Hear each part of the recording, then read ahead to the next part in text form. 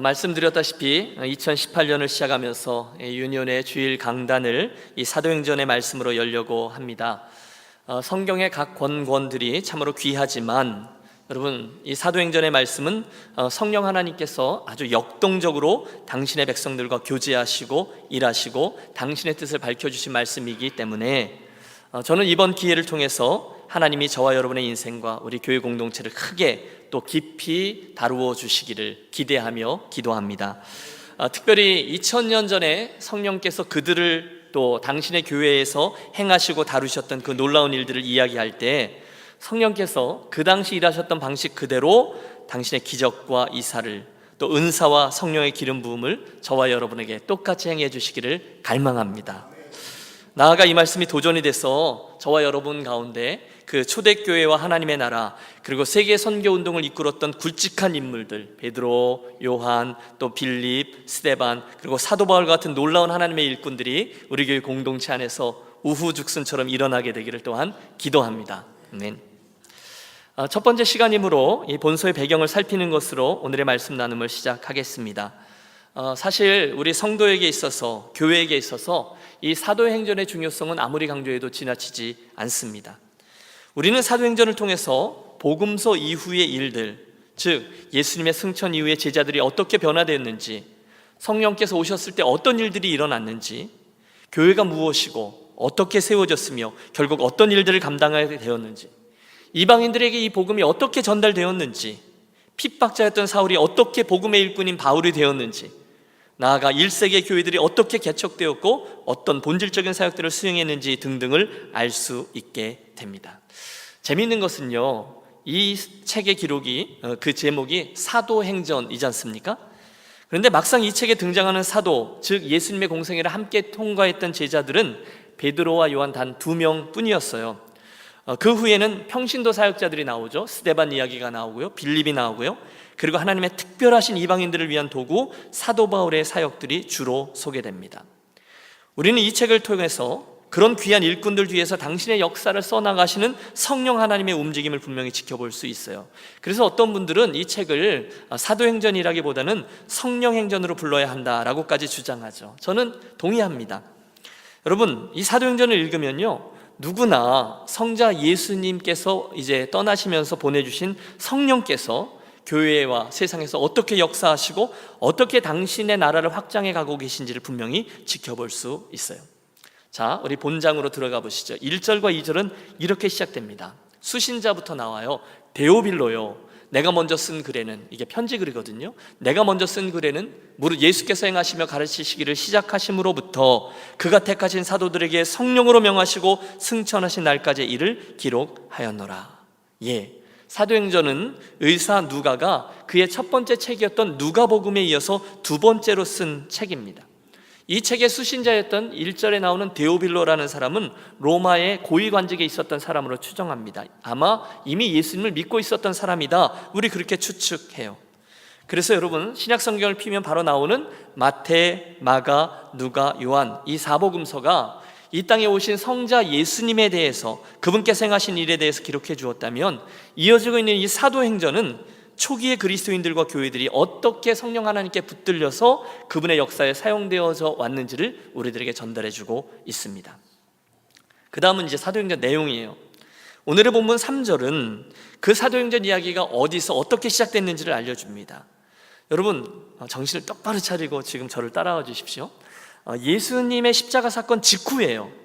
그가 고난받으신 후에 또한 그들에게 확실한 많은 증거로 친히 살아계심을 나타내사 40일 동안 그들에게 보이시며 하나님 나라의 일을 말씀하시니라. 여러분, 여기에 예수께서 부활하신 후에 40일간을 그 제자들과 더 머물며 있으셨던 이유가 나옵니다. 그건 하나님 나라의 일을 말씀하기 위함이라는 거예요. 따라해 주세요. 하나님 나라의 일을 말씀하기 위하여. 하나님 나라. 물론 여러분, 우리 예수님은 이 부활 사건 이전에도 하나님 나라의 이야기를 많이 해 주셨습니다. 저 유명한 천국은 마치, 그 천국의 비유들 여러분 기억하시죠? 하나님은 그 하나님 나라의 이야기들을 통해서 하나님 나라의 존재 방식과 그 나라를 세우는 특별한 가치들을 가르쳐 주셨어요. 그러나 새로운 시대죠. 십자가 부활 사건 후에 신약의 교회 시대를 열면서 주님은 이제 그 하나님의 나라가 어떻게 확장되는지를 말씀하고 계십니다. 우리는 마태복음의 끝자락에서 예수님께서 행해 주셨던 말씀 기억합니다. 너희는 가서 모든 민족을 제자로 삼아 아버지, 아들과 성령의 이름으로 세례를 베풀고 내가 너에게 분부한 모든 것을 가르쳐 지키게 하라. 지금껏 말씀하시고 도래하셨던 그 하나님의 나라를 이제는 이 제자들의 인생과 교회 공동체를 통해서 확장시켜 나가라는 겁니다. 그게 하나님 나라의 일이에요. 이어지는 4절과 5절을 보십시오. 그 일을 위해서 이제 너희가 그 일을 열심히 해야 되는데 이것을 구하라는 거죠. 사도와 함께 모이사 그들에게 분부하여 이르시되 예루살렘을 떠나지 말고 내게 들은 바 아버지께서 약속하신 것을 기다리라. 요한은 물로 세례를 베풀었으나 너희는 몇 날이 못되어 성령으로 세례를 받으리라 하셨느니라. 여러분, 이 논리를 잘 따라와 주십시오. 하나님의 나라를 확장하라 말씀하시면서 그 일을 위해 당신께서 약속하신 것 하나를 기다리라는 거예요. 뭘 기다리라고요? 성령입니다. 새로운 시대요, 성령으로 세례를 받는 것, 오순절의 성령 강림을 사모하며 기다리라. 주님 이렇게 말씀하세요. 여러분, 지금 우리가 어디 서 있는지 잘 보세요. 사도행전은요, 새 시대예요. 새로운 막이 오르고 있는 겁니다. 여러분, 우리들의 인생이 기초하고 있는 하나님의 그 큰 이야기를 기억하시죠? 6개의 막으로 되어 있다 말씀드렸어요. 창조, 타락, 구속. 그 구속의 사건을 위해 예수님께서 이 땅에 오셨죠? 그리고 이어집니다. 공생애와 십자가 사건, 그리고 부활, 승천, 그리고 오막, 교회의 시대가 이제 열리는 거예요. 그리고 제일 마지막에 6막, 새하늘과 새 땅, 구속된 하나님 완성된 나라가 임하게 되는 거죠. 그 중에 오늘 사도행전은 5막 1장이에요. 새로운 시대, 교회의 시대를 열면서 온 세상 속으로 땅끝까지 복음이 전달되는 시대를 이야기합니다. 여러분, 이 하나님의 이 6개의 막으로 되어 있는 하나님의 뜻이, 그 섭리가 그 미시오 데이라는 뜻을 완성하기 위해 특별한 부르심 속에 우리들을 불러 모으셨다는 거예요. 여러분, 교회가 에클레시아인데 이것은 부르심을 입은 사람들의 무리라는 뜻입니다. 하나님의 특별한 목적을 가지고 교회를 세우셨고, 주님이 위임하신 이 마지막 지상명령, 하나님의 나라를 이루고 확장해가는 영광스러운 일을 시작하라는 거예요. 그 일을 스타트, 점화시키는 일이 있는데 그게 바로 오순절의 성령 강림 사건이었다는 거예요. 성도는 성령 충만함을 받아 하나님의 나라를 위해서 당신의 일을 할 수 있게 된다는 겁니다. 성령 충만. 여러분, 예수를 믿은 지 오래되어도 내가 정말 성령을 받았는가 가끔 궁금하실 때가 있으시죠? 여러분, 성령 충만하십니까? 여러분, 성령 받으셨습니까? 하면 답하기가 곤혹스러울 때가 있으시잖아요. 그럼 이게 의문문인데 좀 대답을 해주세요. 좀. 네? 여러분, 있으세요? 없으세요? 있습니다. 이유가 있어요. 그것은 우리가 종종 성령 충만을 받는다라는 말을 어떤 신비적인 체험과 연관시켜서 이해하기 때문에 그래요. 그래서 나는 방언하지 못하는데, 나는 예언하지 못하는데, 그러면 나는 성령을 받지 않은 게 아닐까? 이렇게 불안해하는 분들이 계세요. 그런데 아니죠. 여러분, 만약에 저와 여러분이 성령을 받지 않았다면 우리는 예수님을 나의 구주로 영접하지 않았을 것이고, 내가 회개가 필요한 죄인이다라는 사실을, 그리고 나는 잃어버려져 있던 존재다라는 사실을 알지 못했을 것입니다. 성령께서 역사하지 않으셨다면 저와 여러분은 하나님의 이 말씀을 단 한 줄도 믿지 못했을 것이고, 그분을 주님으로, 아버지로 고백하지 못했을 것입니다. 그러므로 일단 안심하고 시작하죠. 예수를 주로 믿고 그분을 주와 그리스도라고 믿고 고백한 분들은 이미 성령을 선물로 받으신 분들이세요. 할렐루야. 하지만 본장에 이어지는 그 사도행전 2장에 나오는 오순절 성령 강림 사건은 역사적으로 좀 특별한 사건이라는 거죠. 오늘 저와 여러분 같이 이미 저는 예수를 믿습니다 라고 고백하는 이들에게 이 사도행전 2장의 오순절 성령 강림 사건을 적용하려면 이 약속하신 성령을 받으라 라는 주님의 약속을 당신은 성령받아 구원받아야 합니다라는 의미에서의 성령 강림 사건이 아니라 성령의 충만함을 입어야 합니다라는 의미에서의 성령 강림 사건으로 이해하셔야 한다는 거예요.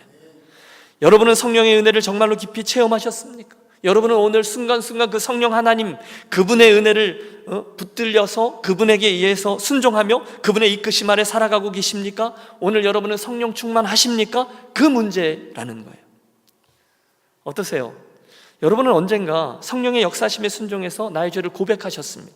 예수님을 주와 그리스도로 시인하셨습니다. 그분의 은혜와 은사를 받아들였습니다. 그런데 혹시 오늘 저와 여러분은 그분을 계속해서 인정하고 그분께 내어드리는 일을 소홀히 함으로 성령 하나님을 실망케 했다거나 그분 주신 은사를 묻어두고 계셨다거나 그래서 기쁨이나 즐거움 없이 전혀 익사이팅함 없이 형식적으로 믿음의 길을 가고 계시지는 않습니까? 혹시나 우리 가운데 그런 분들이 계시다면 여러분, 이번에 우리가 함께 묵상하는 이 사도행전의 말씀 때문에, 특별히 사도행전 1장 2절 이 성령 충만함에 대한 말씀 때문에 그 성령 강림의 은혜, 성령 충만의 은혜, 성령 세례의 은혜를 다시금 체험하는 기회가 되시기를 간절히 축복합니다.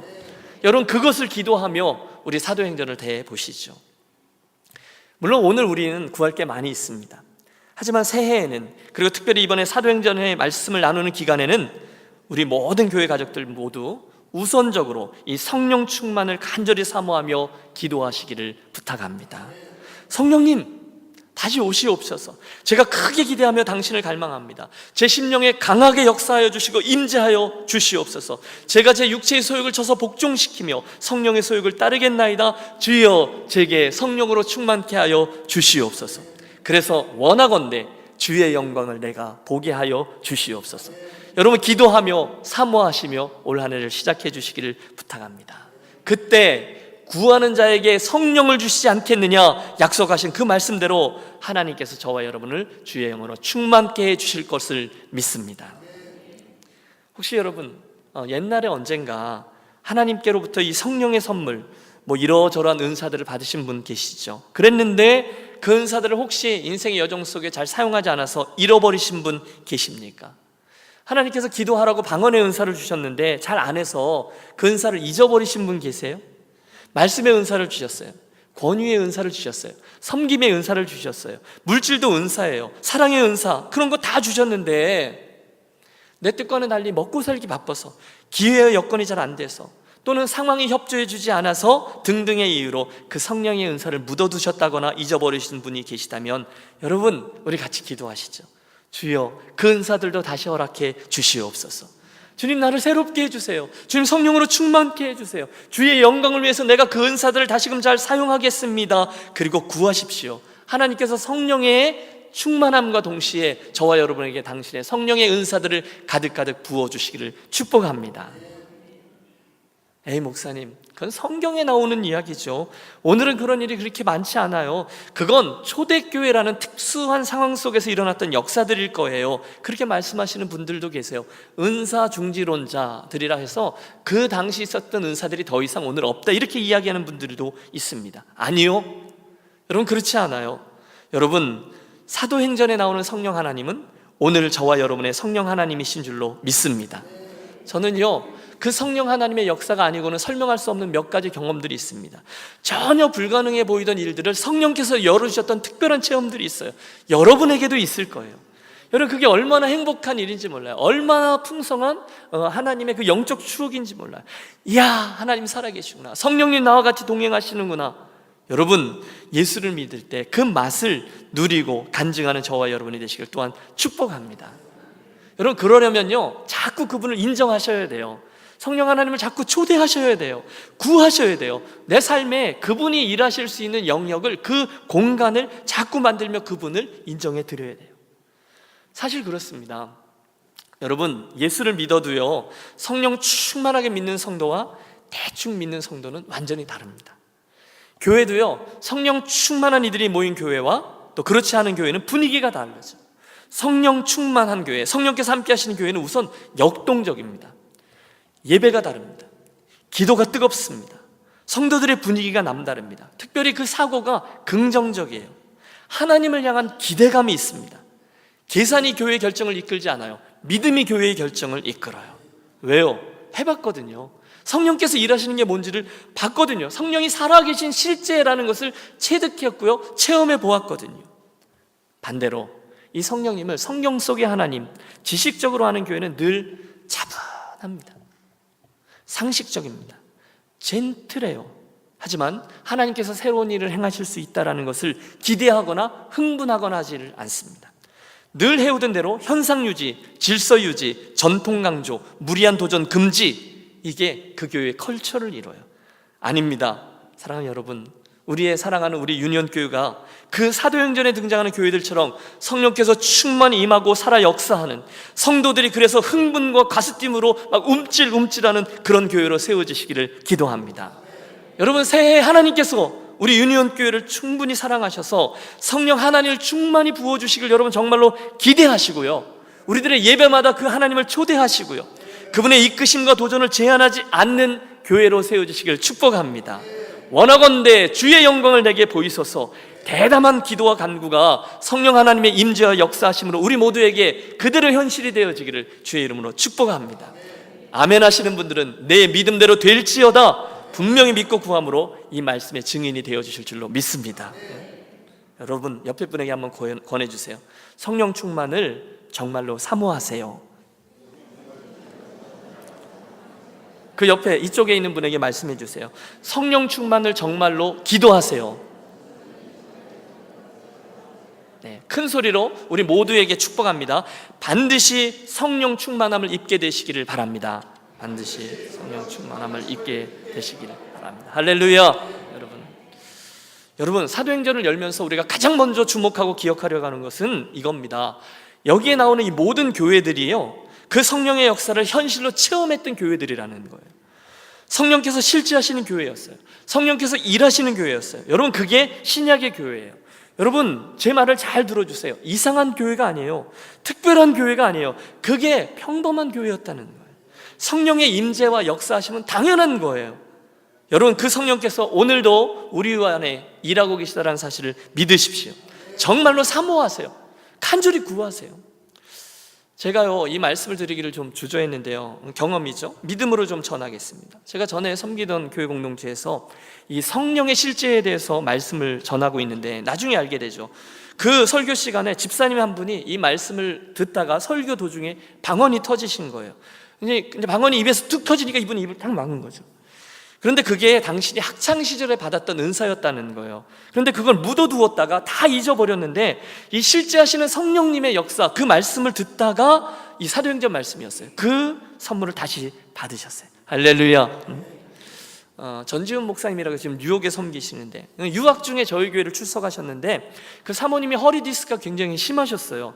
그래서 고생을 하셨는데 이 말씀을 듣는 중에 확 믿음이 들어온 거예요. 그리고 그 시로 나음을 입으셨습니다. 할렐루야. 여러분, 지금 제가 설교자 누구 얘기를 하는 게 아님을 알아주십시오. 누구 얘기를 하는 거죠? 성령 하나님을 이야기하는 거예요. 그 성령님의 역사를 인정하고 사모하는 그분들의 믿음을 이야기하는 거예요. 여러분, 누가 설교하든지 그 말씀에 능력이 있고, 여러분 오해하지 마십시오. 그 말씀 속에 그 성령 하나님의 실제를 정말로 믿고 인정하고 사모할 때 성령께서 그들의 믿음을 통해서 역사하셨다, 그 말씀을 드리는 거거든요. 축복합니다. 그 믿음의 역사가 왜 남의 것이어야 돼요? 여러분의 것이 되시기를 여러분 축복합니다. 그 성령 오늘도 말씀하세요. 그 성령님은 실제세요. 그 성령은 오늘도 우리들에게 영혼을 소생시키시고요, 그 성령께서 병자들을 일으키시고요, 낙심된 자로 다시금 새 소망을 얻게 하시고요, 우리들 가운데 깨어진 관계들과 벽들, 그 담들이 무너지게 하시고 회복시키시고요, 멀리 계신 그 하나님이 아니라 내 눈앞에 말씀하시는 분으로 다가오는 그런 교회가 있어요. 그건 성경에 나오는 신약교회가 아니라 오늘 존재하는 평범한 교회라는 것입니다.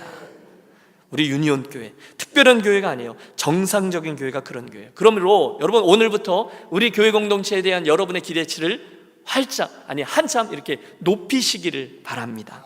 기대하자는 거예요. 그런 교회, 성령께서 일하시는 것을 당연한 것으로 알아 그분을 더 많이 인정하고 성령께서 하시는 놀라운 일을 실제로 목도하고 가슴 벅차게 찬양하는 그런 우리 교회를 기대하십시오.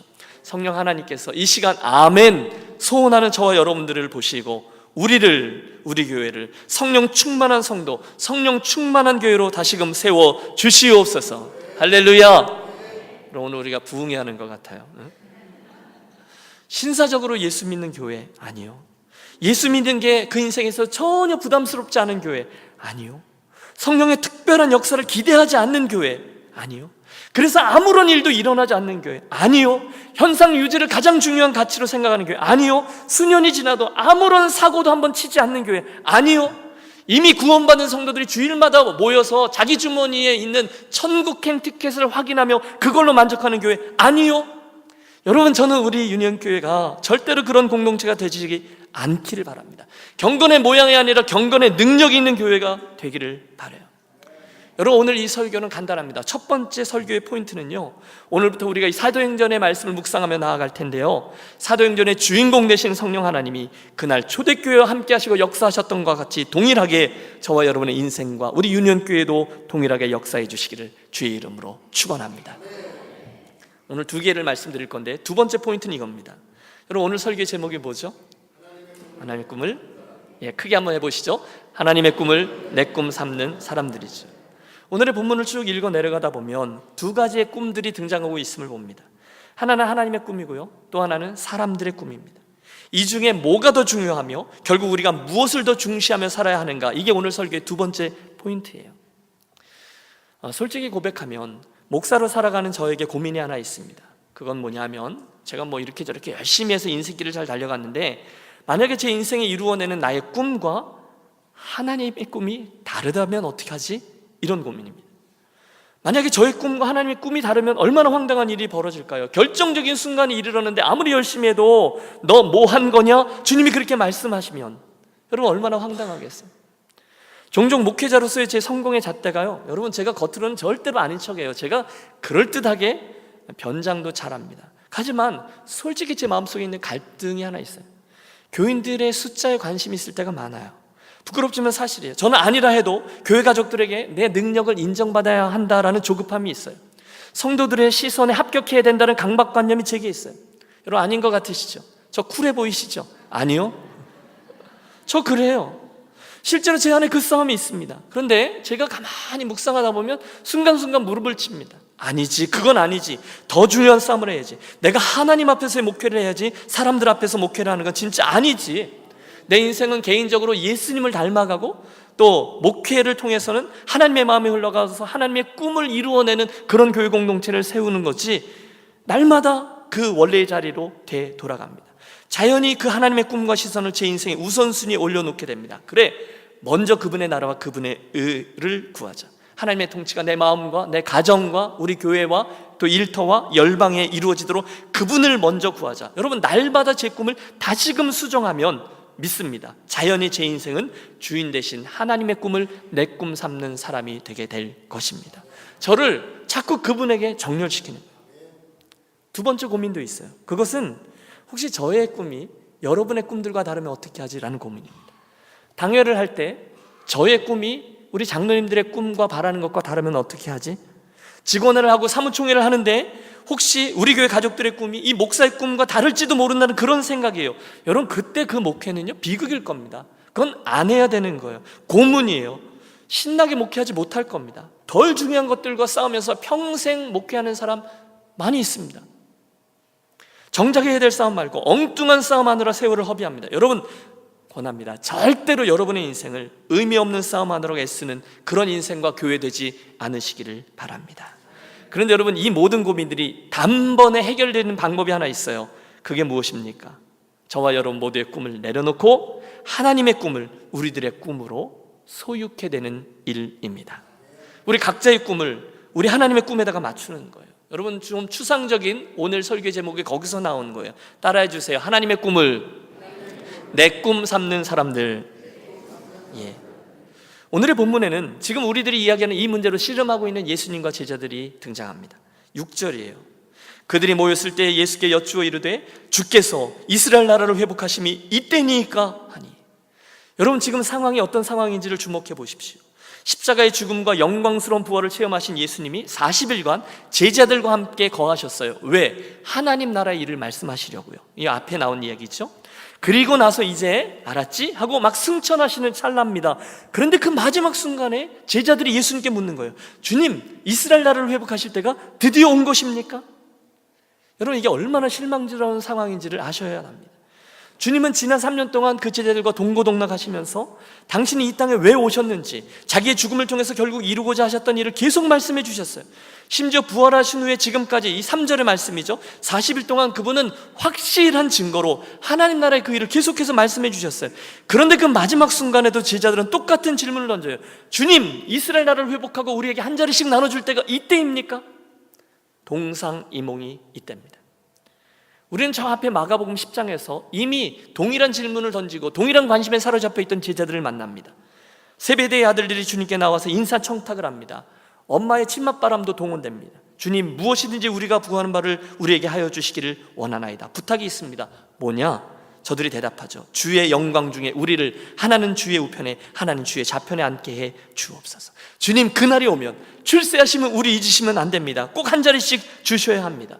여러분, 다른 제자들도 똑같았습니다. 그 이야기 듣고 성을 냅니다. 팔을 걷어붙이고 이것들이 한판하려고 하는 순간에 그 주님께서 저들에게 말씀하십니다. 유명한 말씀이죠. 높아지고자 하는 자는 어떻게 돼요? 낮아지고, 낮아지고자 하는 자는 높아지리라. 여러분, 중요한 것은 거기서 끝나지 않아요. 그리고 나서 주님은 바로 이 말씀을 하십니다. 인자에 온 것은 섬김을 받으려 함이라 아니라 도리어 섬기려 하고 자기 목숨을 많은 사람의 대속물로 주려 함이니라. 당신이 이 땅에 오신 목적은 하나라는 거예요. 세상의 권력을 잊고 또 주목을 받아서 높아지고 그런 게 아니라 이 세상의 모든 죄를 지고서 십자가 위에 죽기 위해서 당신을 내어주기 위해 오셨다는 거예요. 그 죄인들을 구원하시려고요.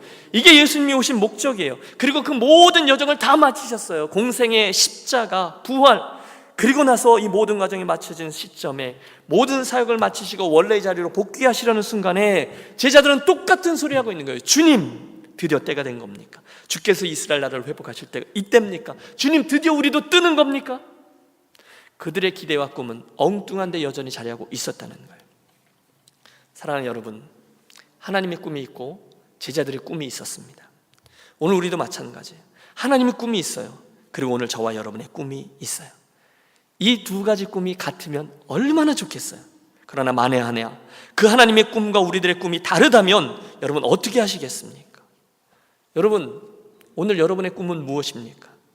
여러분, 무엇을 이루고 싶으십니까? 저는 여러분의 남겨진 인생의 여정이 얼마인지는 몰라요. 하지만 제 관심은 분명히 여러분이 그 남겨진 인생의 기회와 시간과 노력을 들어 어떤 꿈을 이루어내시느냐, 거기에 있습니다. 다행히 여러분이 그 꿈을 다 이루었다고 하시죠. 그런데 그게 그 결정적인 순간 하나님이 기대하셨던 꿈과 별로 상관이 없는 일이었다면 여러분 어떻게 하시겠어요? 수정이 안 돼요. 그러므로 지혜로운 이는요, 우리들 인생의 주인 되신 하나님, 그분의 꿈을 빨리 알아차리고 우리들의 남겨져 있는 인생을, 그 인생을 들여서 이루고자 하는 그 꿈을 빨리 하나님의 그 꿈에게로 정렬하는 이들일 것입니다. 여러분, 그런 분들이 되시기를 축복합니다. 어떻게 할 수 있습니까? 제자들의 질문에 답하신 예수님의 대답을 통해 알 수 있어요. 그 순간 말입니다. 정말 눈물이 쑥 빠지도록 얼차례를 줘도 시원찮을 판에 주님은 짜증 한번 안 내시고 또다시 당신의 꿈을 말씀해 주세요. 함께 7절과 8절을 합독합니다. 이르시되 때와 시기는 아버지께서 자기의 권한에 두셨으니 너희가 알 바 아니요 오직 성령이 너희에게 임하시면 너희가 권능을 받고 예루살렘과 온 유대와 사마리아와 땅 끝까지 이르러 내 증인이 되리라 하시니라. 아멘. 여러분, 그때나 지금이나 우리 주님의 관심은 여전히 여기 있어요. 그것은 먼저 하나님의 나라를 회복하고 확장하는 것입니다. 여러분, 오직이라고 말씀하셨어요. 다른 게 중간에 낄 틈이 없어요. 저와 여러분이 토달 수가 없어요. 오직 성령이 너에게 임하시면 너희가 권능을 받고 예루살렘과 온 유대와 사마리아 땅 끝까지 이르러 내 증인이 되라. 이게 하나님의 관심이에요. 그래서 하나님이 사도행전에서 교회를 세우신 거죠. 여러분, 잘 들으십시오. 하나님의 꿈은요, 그분의 관심은요, 이 땅과 우리들의 삶에 먼저 하나님의 나라가 회복되고 확장되는 것인 줄로 믿습니다. 여러분, 순서가 중요해요. 물론 이 땅의 문제, 이스라엘 회복이 중요하죠. 그러나 엄밀히 말하면 그건 하나님의 궁극적인 관심사가 아닙니다. 이 땅의 회복은요, 오직 하나님 나라의 회복이 제대로 이루어졌을 때에만 의미가 주어지는 부차적인 회복인 거예요. 여러분, 예수께서 이 땅에 오셔서 우리에게 행하신 일 가운데 가장 놀라운 일은 저와 여러분에게 구원을 주시고 하나님의 나라를 가져다 주신 일입니다. 믿습니까? 누구든지 예수 믿으면 멸망하지 않고 영생을 얻으리로다. 우리 찬양했어요. 그게 하나님 나라의 회복이에요. 누구든지. 여러분, 우리 찬양하잖아요. 예수 앞에 나오면 모든 죄 사하고 그의 품에 안기어 편히 쉬리라. 우리 주만 믿으면 모두 구원 얻으며 영생 복락 면류관 확실히 받겠네. 예수를 믿으면 믿음으로 말미암아 모두 다 구원을 받고 하나님 나라를 소유하게 된다는 거예요. 그런데 이게 가장 중요해요. 여러분, 다른 건 다 잊어버려도 그것만 붙들면 돼요. 반면에 다른 것들을 다 가져도 그것이 없으면 안 돼요. 그게 뭐죠? 영생복락 면류관 천국 하나님의 나라입니다. 그게 우리 하나님의 우선적인 관심이에요. 여러분, 한 번도 바뀌지 않았어요. 창세 전부터 새하늘과 새 땅, 이 모든 세상 역사 끝까지 변치 않고 가지고 계신 우리 하나님 아버지의 꿈이 그거예요. 세상 모든 민족이 구원을 얻기까지 결코 쉬지 않으시는 우리 하나님의 꿈은 단 한 번도 바뀌지 않았어요. 그 놀라운 하나님의 꿈과 섭리를 우리가 미시오 데이, 하나님의 선교라고 부르는 것이죠. 그리고 그 꿈을 위해서 하나님이 당신의 한시적인 시간 동안에 교회를 허락하셔서 우리를 교회로 묶어주시고 그 부름받은 교회를 통해서 당신의 이 꿈을 이루도록 하신 거죠. 여러분, 함께 기억하겠습니다. 그날 제자들은요, 이 땅의 회복을 꿈꿨습니다. 그게 뭐 잘못이겠어요? 우리도 그 꿈을 꿔요. 한 자리 차지하고 출세하고 사람들의 주목도 좀 받고 자녀들도 잘 길러내고 다니는 교회 사이즈 좀 키우고 기왕이면 그 교회 아름답게 건축도 하고 나중에 기도원도 짓고 교회 이름을 크게 내고 이왕이면 그 교회에서 직분도 좀 받고 그래서 여기저기 영향력을 끼치면서 하는 이 땅의 회복, 그거 말입니다. 그래서 그거 하다가 보니까 저절로 아메리칸 드림도 이루고 그 재산도 좀 많이 모아서 사람들의 부러움의 대상도 되고 우리 아이들도 이왕이면 좋은 유명한 대학에 나와서 사자 붙은 직업을 갖게 되고 집도 가라지가 한 4개쯤 되는 그 집에 살고 고가의 차를 몰고 괜찮은 지갑이 박힌 명함을 들고 다니고 누구나 알아주는 비즈니스, 고상한 취미생활, 완벽한 은퇴 준비. 그래서 이 정도면 인생 괜찮은 거 아닌가? 여러분, 예수를 믿지만 또 아니라고 하지만 솔직히 그 정도가 우리들의 꿈일 때가 많이 있습니다. 여러분, 아니라고 하실 자신이 있습니까? 그런데 여러분, 하나님은 말씀하십니다. 그 꿈은 내가 꾸는 꿈과 맞지 않는데? 여러분, 왜요? 뭔가가 잘못됐어요. 순서가 잘못되었거든요. 저와 여러분의 관심이, 우선적인 관심이 이 땅의 회복에 집중되어 있거든요. 나는 아니라고 하지만 그분은 다 아세요. 그거 아닌데? 여러분, 진지한 구도자하고 변질된 신앙인은요, 사실은 종이 한 장 차이입니다. 그분은 다 아십니다. 신실한 목사와 허울뿐인 종교 사기꾼도 사실은 종이 한 장 차이예요. 누가 아세요? 하나님이 아세요. 그분은요, 정확히 우리들의 심령을 꿰뚫어 보시는 분이에요. 그리고 그분은 우리들의 꿈이 하나님의 꿈과 맞는지 아닌지를 정확히 아세요. 여러분, 선택하셔야 돼요. 하나님은요, 늘 레디컬하게 우리들에게 요구하세요. 급진적인 선택을 하라 하세요. 하나님이냐 만몬이냐, 그 땅의 회복이냐 이 땅의 회복이냐. 여러분, 죄송합니다만 하나님은 우리들에게 그 중에 중간지대는 없다 하세요. 하나만 선택하라 하십니다. 그러므로 여러분, 대충 대답할 생각을 포기하지 마십시오. 내 꿈이 정말 나의 나라냐 아니면 너의 나라냐? 내가 진정 소원하는 것이 내 나라의 회복이냐 네 나라의 회복이냐? 같은 질문이에요. 내 인생에 있어서 내가 주인이냐 내가 주인이냐? 여러분, 아무도 피할 수 없습니다. 누구나 인생에 있어서 한 번은 자기의 인생과 운명 전체를 놓고 이 대답을 하셔야만 돼요. 여러분, 이왕이면 오늘 그 대답을 하시고 남겨진 인생을 지혜롭게 살아가게 되시기를 축복합니다. 왜냐하면 일평생을 열심히 달려가서 무엇인가를 이루고 열심히 달려가서 그 끝에 섰는데 그 순간에 주님께서 내 꿈과 내 꿈이 다른데 말씀하시면 이건 큰일 나는 것이거든요. 지난 금요일에 저희가 요즘 룻기의 말씀을 나누는데 그 설교가 이렇게 진행이 됐어요. 제가 그 설교문을 그대로 좀 인용하겠습니다. 오늘 아침에 한국 뉴스를 봤어요. 그랬더니 뭐 비트코인인가 가상화폐인가 그게 요즘 사람들을, 아니 요즘의 나라들을 막 들었다 놨다 하더라고요. 여러분, 혹시 여러분 중에 그거 사신 분 있으세요? 여러분, 그거 투자한 분들 보면요, 얼마 올랐다 얼마 내려갔다, 그게 그분들의 지난 여러 달을 들었다 놨다 하더라고요. 제가 아는 권사님은요, 어쩔 때는 아주 상태가 좋으세요. 그런데 어쩔 때는 아주 뒤로 막 들어 누우세요. 교회도 안 와요. 왜인지 아세요? 이분이 주식을 하세요. 그래서 어떤 날은요, 순간순간 뭐 순식간에 5,000불을 벌었다는 등, 또 순식간에 얼마를 잃었다는 등, 그래서 자주 오르락 내리락 하세요. 여러분, 그럴 수 있죠. 예수 믿어도 주식 투자할 수 있죠. 가상화폐 살 수 있죠. 그러나 여러분, 자존심을 지켜주셨으면 좋겠어요.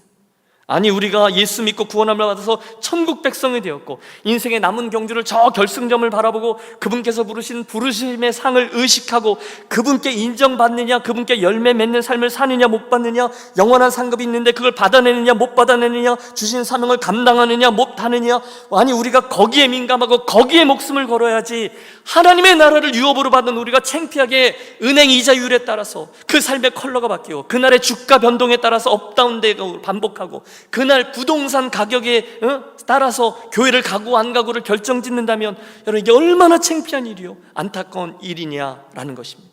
여러분 무슨 얘기를 하는 거예요? 이 땅의 회복을 주된 관심사로 살고 사는 사람들이 많이 있다는 거예요. 반대로 하나님의 나라의 화복을 우선시하며 사는 이들도 있어요. 제가 너무너무 좋아하고 존경하는 김용의 선교사님이 해주신 스토리입니다.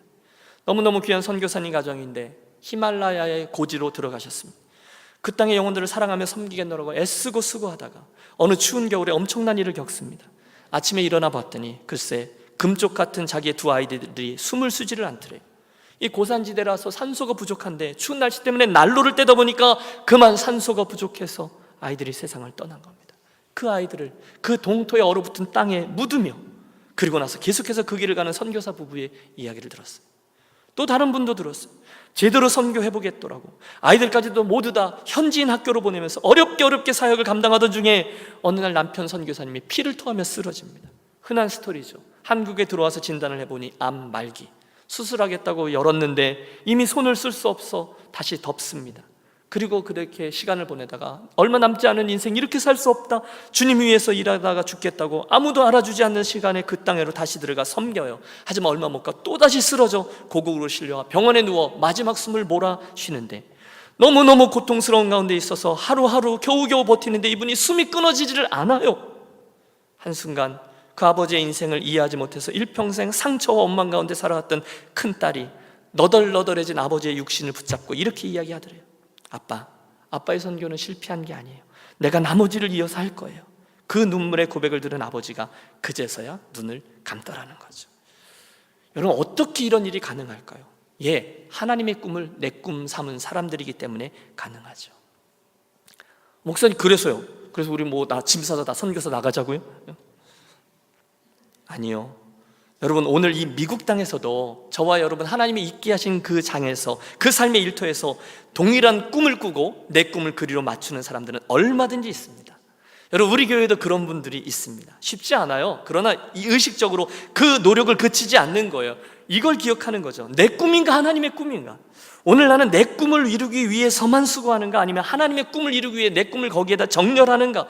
이 고민을 내려놓지 않는 거예요. 그때 사랑하는 여러분, 우리들이 행하는 모든 일과 우리 삶의 장은 하나님의 꿈을 이루기 위해서 사역하는 모든 일과 장으로 화하게 될 줄로 믿습니다.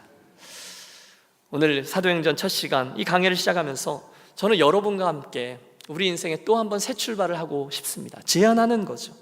정말로 더 귀한 꿈, 고귀한 꿈, 하나님이 한 번도 포기하지 않은 그 원색적인 꿈, 하나님 나라의 회복과 확장을 위한 꿈에 저와 여러분의 인생과 우리 교회가 정렬되고 사용되어지기를 간절히 소원합니다.